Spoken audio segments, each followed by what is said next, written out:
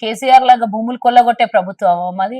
కేసీఆర్ చేసిన అప్పుల్ని ఏ విధంగా అప్పులు తీర్చాలనో ఆయన తెచ్చినటువంటి వడ్డీ రేట్లను చూస్తే గుండె గుబేలు అంటది. ఇప్పటికే 8.5 లక్షల కోట్లు 8,10,10,000 రూపాయల అప్పులు చేసి మన రాష్ట్రానికి సర్వనాశనం చేసినమ్మా. ఆ అప్పుల బారి నుండి కాపాడాలనంటే ఎన్ని తేవాలి మనం రేవంత్ రెడ్డి గారు?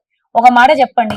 నేను అడుగుతున్నా, ఇప్పుడు లొల్లి చేస్తారు కదా 8 లక్షల కోట్లు ఎందుకు అప్పు చేసిండ్రు? ఆ పైసలు తెచ్చింది. మేము భూములు అమ్మే పని ఉండదు, ఏం అమ్మే పని ఉండదు, మాకు అవసరం కూడా లేదు. ఎవ్వరు అమ్మమని చెప్పలేదు, మేము మాకు అమ్మాలని స్వతహాగా మాకు కూడా ఇష్టం లేదు. ఇప్పుడు కేసీఆర్ చేసిన అప్పులకి ఏడు నుంచి కట్టాలి వడ్డీలు. నెలకి 5,600 కోట్ల వడ్డీలు ఉన్నాయి. మరి ఎందుకు అప్పు చేసిండు? ఏం చేసిండు? ఒక కొత్త యూనివర్సిటీ కట్టిండా, ప్రాజెక్టు కట్టిండా? కట్టిన ఒకే ఒక దరిద్రం ప్రాజెక్టు కాళేశ్వరం కూలేశ్వరం అయిపోయింది. అది ఒక్కటన్నా ఏమన్నా అభివృద్ధి చేసిండా? నువ్వు ఇస్తాన్న రైతు రుణమాఫీ కూడా 7,000 కోట్ల రూపాయలని ఔటర్ రింగ్ రోడ్ అమ్మేసి ఇచ్చిను.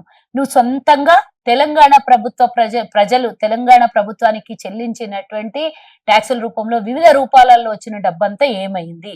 అదంతా ఎక్కడ పోయింది? ప్రభుత్వాన్ని నడపలేదు, ప్రభుత్వాన్ని అప్పుల పాలు చేసినావు, ప్రభుత్వం మీద భారం వేసినావు, వచ్చిన ప్రభుత్వం నెత్తి మీద భారం వేసినావు.